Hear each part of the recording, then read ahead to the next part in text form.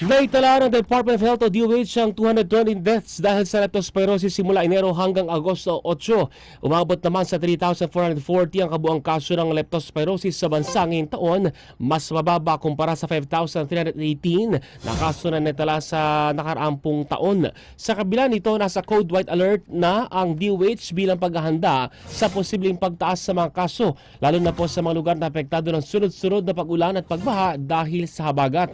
Ayon kay Palace Press Officer Yuse Claire Castro, patuloy ang koordinasyon ng DOH at ng National Disaster Risk Reduction and Management Council o NDRMC bilang bahagi po ng direktiba ni Pangulong Ferdinand Marcos Jr. kaugnay na epekto ng pagbaha sa bansa. Tiniyak din po ng opisyal na nananatiling operational ang mga pasilidad ng DOH at sapat ang supply ng gamot, kabilang po ang 3.1 million na doxycycline para sa pangangailangan ng mga ospital at lokal na pamahalaan.